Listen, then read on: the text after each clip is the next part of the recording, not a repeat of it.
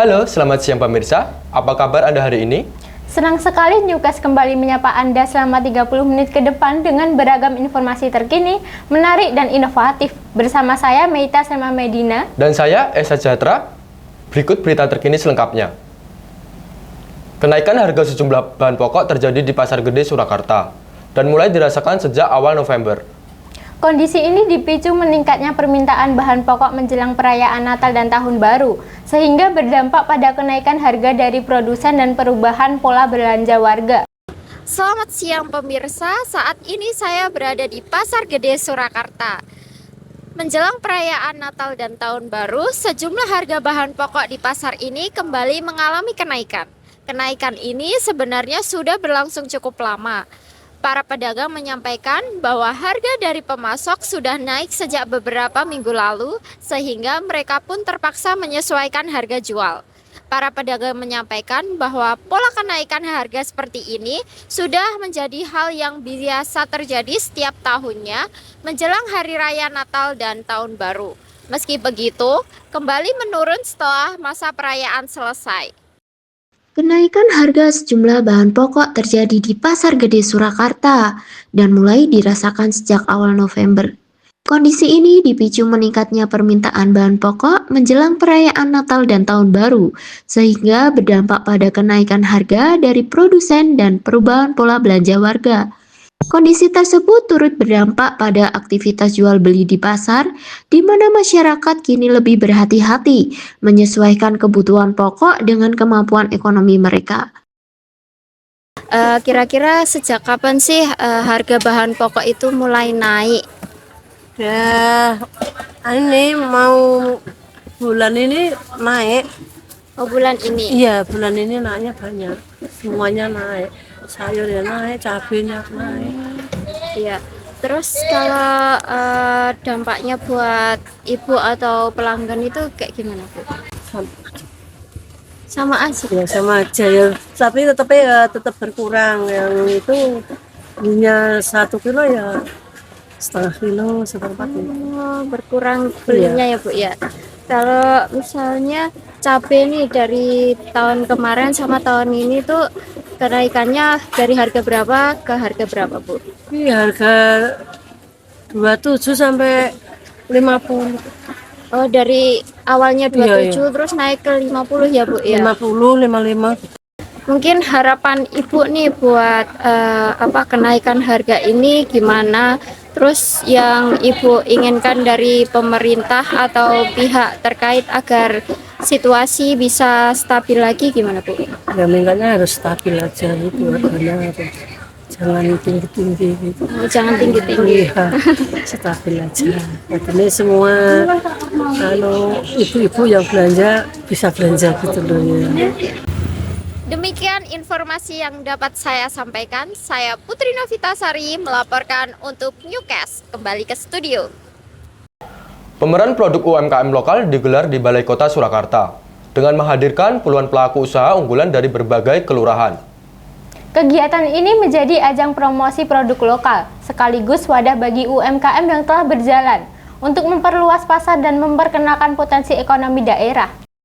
Selamat siang pemirsa, saat ini saya sedang berada di Balai Kota Surakarta, tempat berlangsungnya gelar potensi produk usaha unggulan Koperasi Kelurahan Kota Merah Putih. Dari pantauan saya, sejak tadi pagi area ini sudah dipadati pengunjung. Di belakang saya terlihat deretan produk unggulan dari berbagai kelurahan yang menjadi daya tarik utama pameran hari ini. Sementara di area lain ada produk lokal dan kuliner UMKM yang tampak ramai didatangi oleh pengunjung. Kegiatan ini merupakan pameran produk UMKM lokal dari berbagai kelurahan di Kota Surakarta yang digelar di Balai Kota Surakarta. Sebanyak 40 pelaku UMKM mengikuti pameran ini. Mereka merupakan UMKM unggulan yang telah melalui tahap seleksi di tingkat kelurahan. Pameran UMKM ini berlangsung selama 2 hari pada tanggal 26 sampai 27 November 2025. Kalau boleh tahu dengan ibu siapa? Bu Iin. Bu Iin. Ya, jadi sosis restu. Jadi sosis restu. Ya. Berarti ini produknya ada tempatnya sendiri, Bu? Di Solo. Ya, di Solo di Puncak Sawit. Oh, Iya. ya. kalau boleh tahu produknya di bawah ini ada apa aja, Bu? Ini sosis resu ini. Terus produknya Klap itu produknya Klap. Itu ada sabun, ada apa namanya sabun mandi, ada sabun yang itu sama pelik-peliknya itu ada. Oh gitu, baik. Untuk produknya sendiri persiapan kesini itu berapa lama, Bu? Ini kan 2 hari ya, Bu, ya? Iya, 2 hari. Nah, itu berapa kesiapannya? Untuk siapanya ya nggak lama sih. Karena udah ada ya, Bu, ya? Ya sudah ada stoknya juga. Kita siapin stoknya. Untuk adanya acara ini, harapan Ibu ke depannya untuk UMKM itu seperti apa, Bu? UMKM-nya nanti bisa naik kelas, bisa produknya bisa diunggah lagi, jadi bisa itu mengangkat perekonomian kita. Ya. Ya. Baik, seperti itu. Iya. Terima kasih, Bu. Ya, monggo. Demikian informasi yang dapat saya sampaikan. Saya Titi Lestari, melaporkan untuk Newcast kembali ke studio.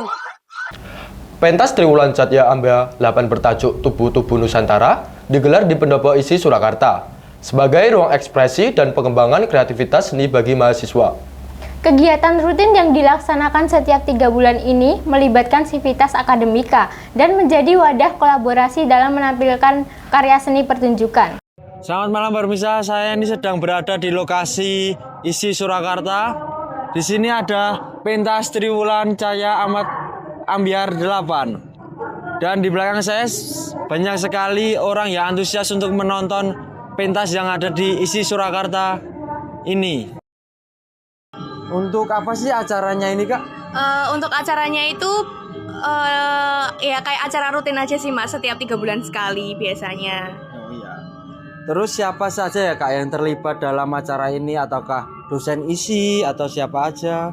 Untuk biasanya penyajinya tadi ada dosen juga, terus biasanya ada mahasiswa juga yang terlibat, terus untuk kru sendiri biasanya juga melibatkan himpunan mahasiswa dan juga mungkin kadang juga kayak apa ya bahasanya itu menjawel mahasiswa lain untuk ikut membantu jadi kru seperti itu. Terus kapan sih, Kak, acara ini berlangsung dan dari sampai jam berapa, dari jam berapa? Biasanya mungkin habis isya sekitar jam 7, setengah 8 gitu sampai selesai jam berapa ya? Pokoknya enggak sampai jam setengah 11, jam 11 sudah selesai.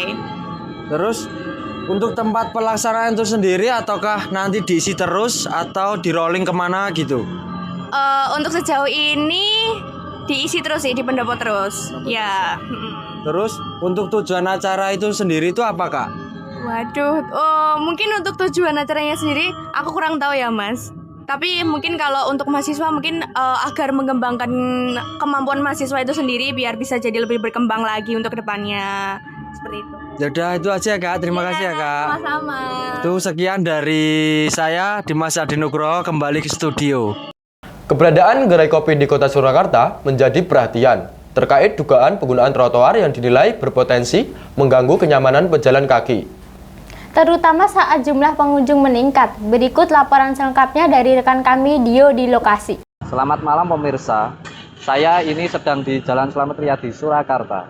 Di sini ada peraturan dari pemerintah Kota Surakarta dan Dinas Perhubungan Surakarta tentang adanya keluhan atau aduan dari masyarakat tentang adanya kursi dan meja di sepanjang Jalan Slamet Riyadi, Surakarta.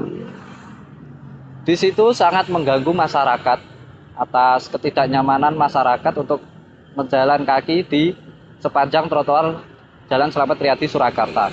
Di sini sudah tertata owner dan atau pemilik coffee shop di Jalan Slamet Riyadi, Surakarta ini sudah merapikan atau sudah mengevaluasi tentang aturan pemerintah Kota Surakarta. Di sini sudah terlihat jalan trotoarnya sudah tidak ada penghalang untuk pejalan kaki. Contohnya untuk lansia itu sangat kesulitan.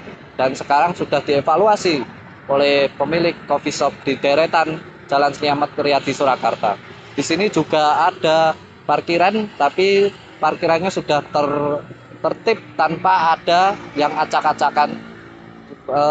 Petugas parkirnya juga merapikan kendaraan yang ada di Jalan Trotoar Slamet Riyadi Surakarta. Di sini kedai di sini itu tutupnya jam berapa ya? Kita kalau hari Senin sampai Kamis sama hari Minggu itu tutup jam 11 malam. Oh, jam Kalau 11. Jumat sama Sabtu kita tutup jam 3 malam. Biasanya pengunjung paling ramai itu di malam hari apa, Pak? Biasanya itu di weekend dan kita tuh di hari Jumat sama hari Sabtu. Ada hari Sabtu Iya. ya. Ya. Di sini selama di sini ada keluhan dari masyarakat nggak tidak? Enggak ada sih sebenarnya. Tentang itu ada kursi dan meja di pasar trotoar Slamet Riyadi. Oh, belum ada. Sebenarnya kalau misal buat peletakan kursi, kita tuh sempat ada rapat sama badan ya itu instruksi SOP dari mereka itu disuruh penataan kursi itu nggak melebihi dari garis kuning. Jadi kita udah aplikatif itu sih. Jadi evaluasi ya. Iya udah. Kalau jalan kaki di sini, apakah kedai menyediakan ruang untuk jalan kaki di sini di trotoar Jalan Slamet Riyadi Surakarta? Oh ada. Soalnya Ini juga ada batasnya ini. iya karena kita peletakan kursinya cuma sampai nggak melebihi batas kuning. Jadi buat pejalan kaki itu bebas dari stand di sini sampai ke sana. Jadi bisa lewat. Terima kasih ya Kak. Ah. Saya di Uda Pratama melaporkan trotoar Jalan Slamet Riyadi Surakarta. Kembali ke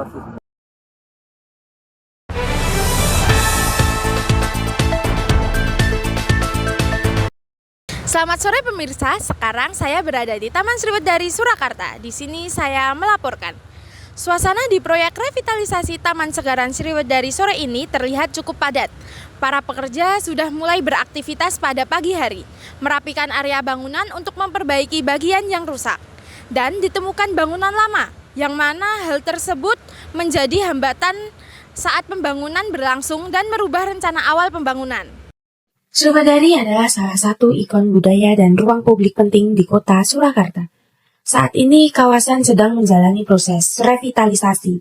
Pembangunan dimulai pada 13 Agustus 2025 dengan target akhir kontrak pada 10 Desember. Namun, prosesnya sempat mengalami hambatan. Desain awal yang sudah direncanakan harus diubah karena ditentukan bangunan lama yang bernama Gua Suara. Setelah dilakukan pembahasan, akhirnya disepakati bahwa bangunan pendopo di kawasan ini akan dikembalikan ke bentuk aslinya mengacu pada bangunan tahun 1920 dan 1905. Untuk penataan Sriwedari ini berapa lama ya Pak kira-kira? 120 hari per tanggal 13 Agustus.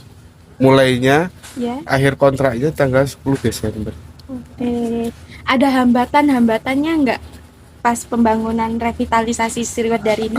Jadi gini, hambatannya itu pertama itu desain pertama itu semua pakai bangunan baru itu arah ke selatan, sebelah selatan dengan lebar sisinya itu 6 meter segi 6. Nah, ternyata dalam proses pembangunan pondasinya itu ditemukan bangunan lama yang diperkirakan itu Gua Suara gitu. Oh ya. Nah, akhirnya dari pertemuan itu kita rapat dengan TACB. TACB itu tenaga ahli cagar budaya sama arkeolog. Akhirnya disepakati bahwa panti pengungsinya itu pendoponya itu dikembalikan ke semula gitu. Akhirnya ukurannya jadi mengecil, yang tadinya 6 meter setiap sisinya. Sekarang mengikuti di lapangan itu 3,2. Nah, karena ada perubahan itu, akhirnya karena kita mengacu dokumen Sriwedari tahun 1920 sama 1905. Itu semua bangunan panti pengungsi itu pakai kayu.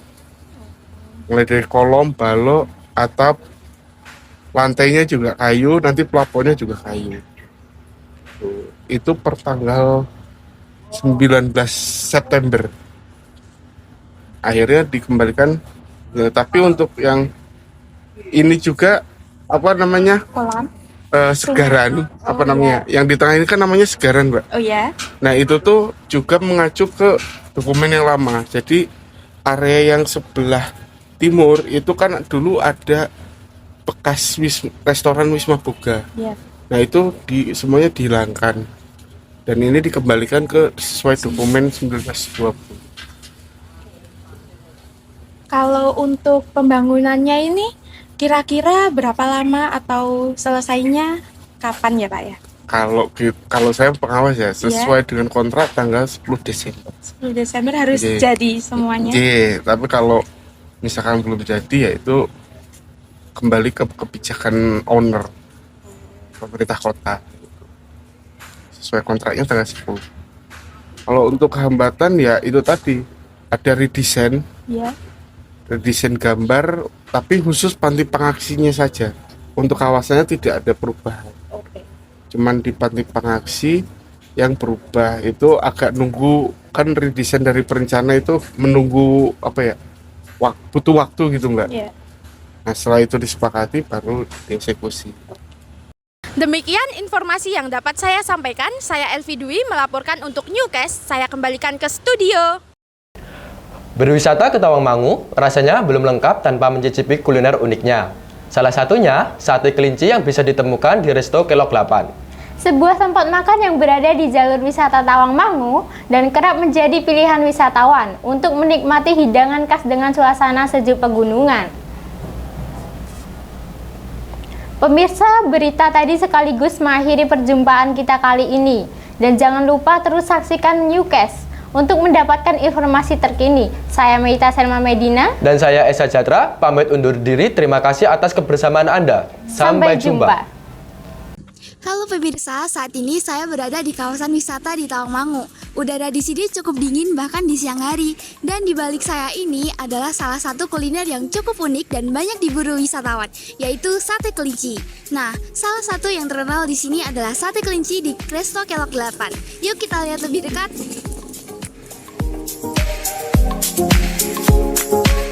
Sate kelinci ini punya rasa yang berbeda dibanding sate ayam atau kambing. Teksturnya lebih lembut, tidak terlalu berlemak, dan bumbunya meresap sempurna. Kalau sate ayam biasanya terasa ringan dan sate kambing cenderung beraroma kuat, sate kelinci justru berada di tengah-tengahnya. Rasanya gurih, empuk, dan pas untuk lidah banyak orang. Udara dingin Tawangmangu memang cocok sekali dipadukan dengan makanan hangat seperti ini. Tak heran, sate kelinci di Resto Kelok 8 menjadi salah satu kuliner wajib dicoba saat berkunjung ke sini. Tidak hanya unik, tetapi juga punya cita rasa khas yang sulit ditemui di tempat lain. Dari Tawangmangu, Raya melaporkan. Berdirinya udah semenjak dari kapan ya Ibu? Semenjak tahun 2020.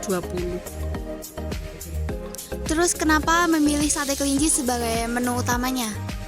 Karena untuk daerah Tawangmangu itu sate kelinci itu menjadi ikon wisata sehingga banyak dicari para wisatawan lokal maupun luar.